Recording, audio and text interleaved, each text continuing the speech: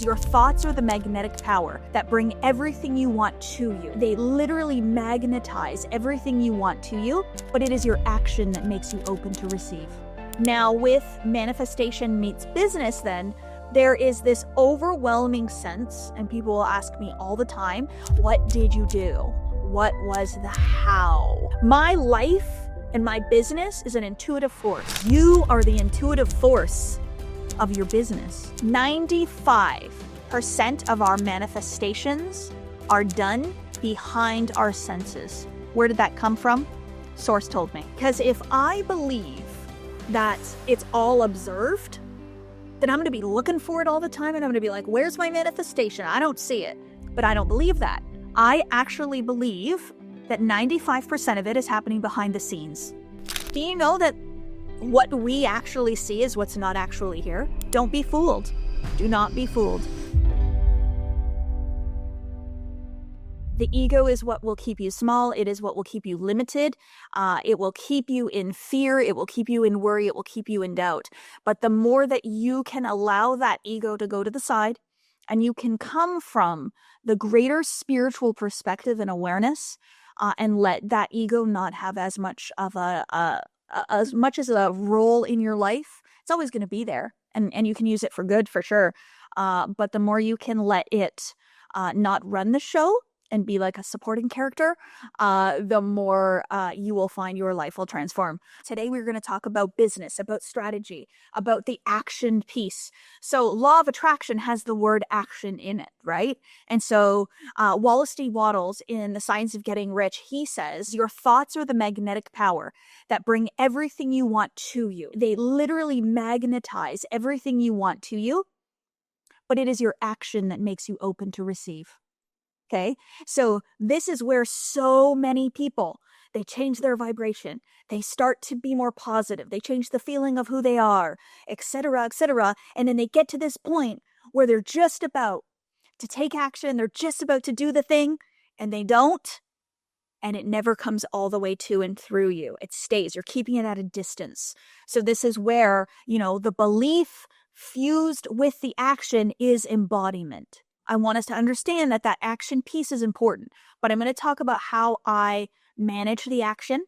I'm going to speak to you in the assumption that you want your business to grow, that you want more for your life, that you are someone that wants to ascend, you want to elevate, you want more, and you're willing to do whatever it takes to get more. But I'm not going to teach you how to do it in a forceful way, in a hustle and grind way, in an exhausted way, in a burnout way.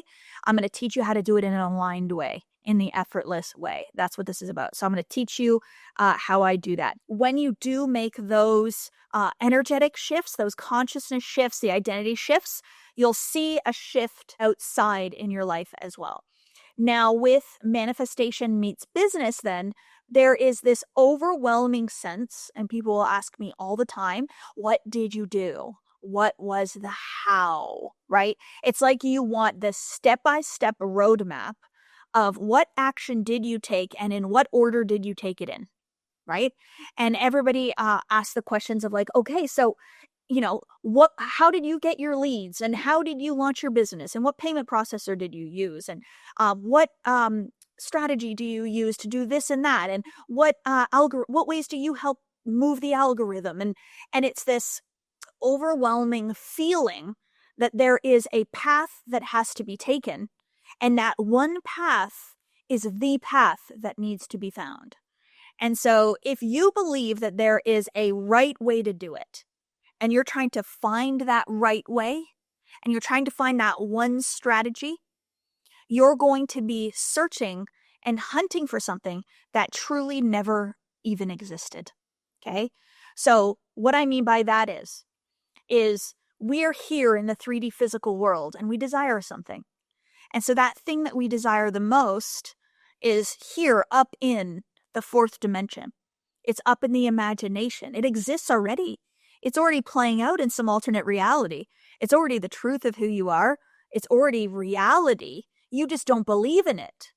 And so that's why you're not observing it. The actual resistance is your lack of belief in it, which keeps it from being real. And so the bridge of incidents will unfold between what you would love to experience in the fourth dimension and the realization of it or the observation of it, right?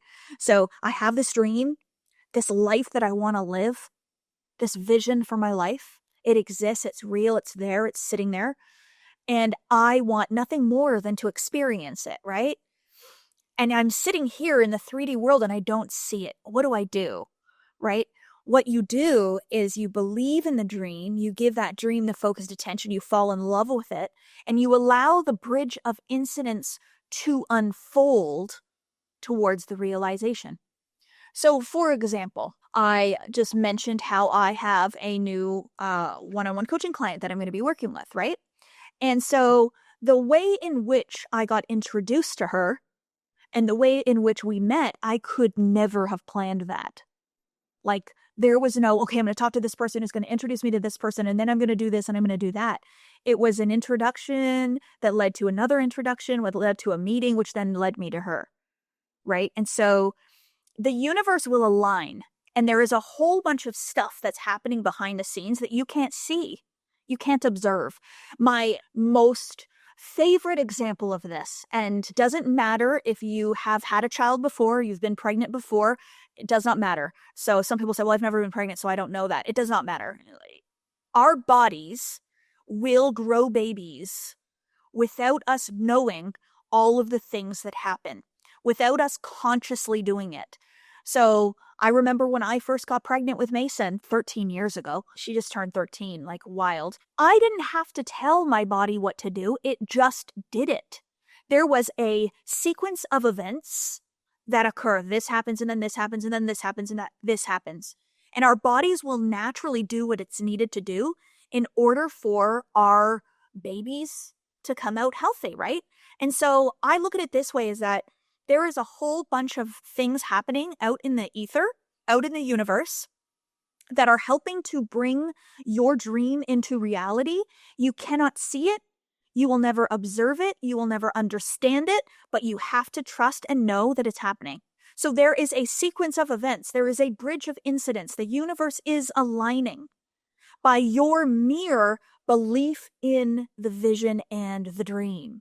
But the problem is that we're sitting here trying to control it. We're trying to ask the how. We're trying to plan the sequence of steps that we're not making room for it. We're like, well, I need to take action. I need to build this with my own bare hands. I need to force it. I need to control it. I need to be in this energy of, okay, I'm going to do this, and then I'm going to do that. I'm going to do this. I'm going to do that. And so you think that you have to do it all when you don't. And so this is where we want to make space for God's work. We want to make space for the universe to align. We want to make sure that we are allowing the forces of attraction to unfold for us, for the universe to align, for this person to be introduced to this person, to be introduced to this person, right?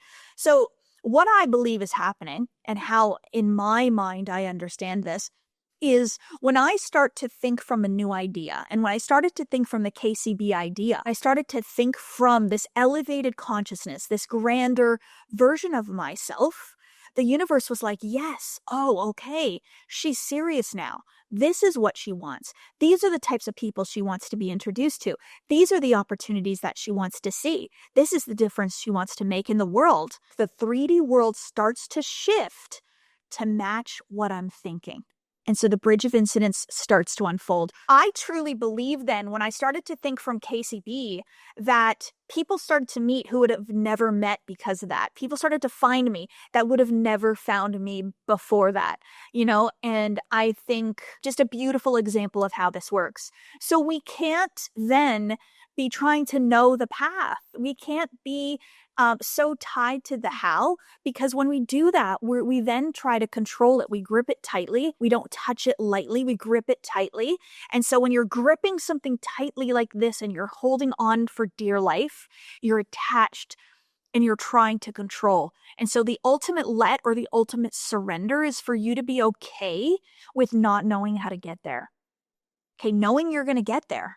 You're going to end up there, but you have to be okay with not knowing how you're going to get there. My life and my business is an intuitive force.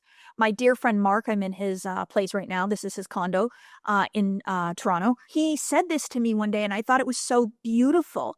He said, Kathleen, the reason why you have achieved what you've achieved and why your business has been so successful and why you've quantum leaped so quickly is because you are the intuitive force of your business. Okay? He's not saying because you're the smartest businesswoman that ever was and you took 75 courses on the strategy behind your business and you're really good at executing XYZ. No, right? So you can run business that way. You can do it in the masculine. You can do it in the strategy. You can do it in the step-by-step, in the planning it out, in the execution piece.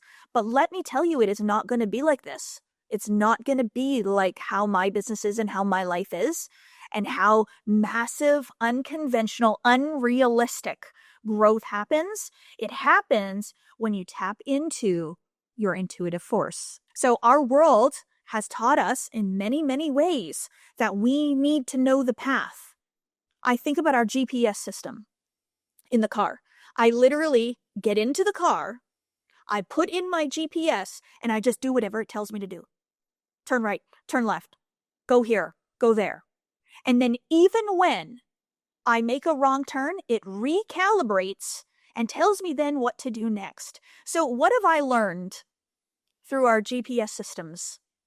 That I have no idea where I'm going. I have no sense of direction, that I could not get myself there without the help of a GPS system. It has enabled us to forget about our intuition. It has caused us to no longer trust ourselves. And so back in the day, what did we do? We would figure our way there. We would find a way. We would trial and error it. This feels like I'm going in the right direction. I'm going to follow the sun today. I'm going in the direction of the sun and I'm going to follow it. So there's so many advancements out in our world, but let me tell you, that has created limitations. What I want you to do and the way I want you to see it is that you know where you're going. When you get into your car and you have a destination of where you want to go, you know that you're going to get there. You absolutely know that you're going to get there, and you are just going to have the faith and the trust to trust your intuition to get you there on your own. So turn the GPS off. Find your way by trusting your intuition. Another beautiful example of this is putting a puzzle together. Okay? So when you decide to do a puzzle, what's on the outside of the box? The picture. It's the vision of what the puzzle is to look like at the end. So this is like the vision we create in our minds, right? And so then what do? We create the outline. We do the edges. The way in which I was taught was you find all the edges and you build the edges of the puzzle first, right? And so once you have that outline, the edges of the puzzle, it's going to be easier for you to fill in the middle, right? So for me, the vision is the picture of the puzzle, and I'm making a decision. That's where I'm going. That's what I'm going to do. The edges of the puzzle that I put together, that's my identity. That's my consciousness. So I build the empowered identity. I say, who am I going to be today? What are the ways I'm going to show up? I build the consciousness, and then I am intuitively guided to put that puzzle together in a way that feels good for me. It'll never be put together twice in the same way. There is no step-by-step. There's no puzzle piece number 1 and then 999, and you have to do it in that way. You have to be intuitively guided. You have to allow yourself to find the pieces and put them together and know that you end up with the final vision. Do these examples help? It's not about finding the steps. It's about allowing the steps to unfold. It's about trusting your intuition. It's about noticing what you're noticing. Who are you meeting? What way are you being guided towards? Where are you seeing signs of land? Follow them. What feels right and what feels good? I do things in my business and I literally will have no idea why I'm doing it, but it feels right. And so I will do it. And I will do it. The idea of waiting for your manifestation, I'm never, ever waiting. I don't even like that word. Why wouldn't I like the word waiting? Are we waiting for the puzzle to put itself together? Are we waiting for the car to drive us? Well, maybe you're waiting for an Uber. Waiting is very, very passive. Yeah, it doesn't allow you to continue to be what you know you need to continue being to bring it into the physical world. So for me, I will say I'm in the in-between or haven't yet observed it. It's not observable yet. 95 of our manifestations are done behind our senses. 95%. Because if I believe that it's all observed, then I'm going to be looking for it all the time, and I'm going to be like, where's my manifestation? I don't see it. But I don't believe that. I actually believe that 95% of it is happening behind the scenes. I can't see 95% of it. So I'm not waiting for anything. I'm just letting it happen.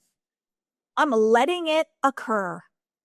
And every day I just keep showing up as KCB, the most elevated version of myself, thinking from the place that I'd like to be, in the assumption I already am her, in the assumption that it's already here. So if you're waiting, what assumption are you in? It's not here, it's not done, and you're not it. Even saying you're in the process implies that you're not here and you're not it. Even saying that you are manifesting. Like, what are you currently manifesting? Okay, that implies that you're not it.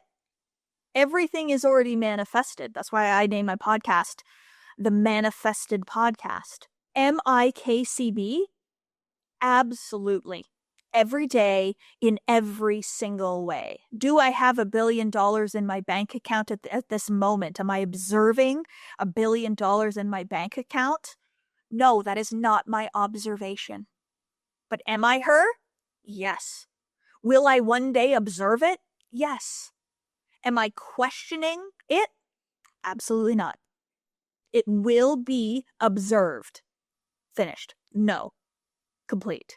This is the energy that I was in before the millions came. It was an absolute knowing that I would one day observe millions of dollars in my bank account. And I have observed that many times now in the 3D physical world.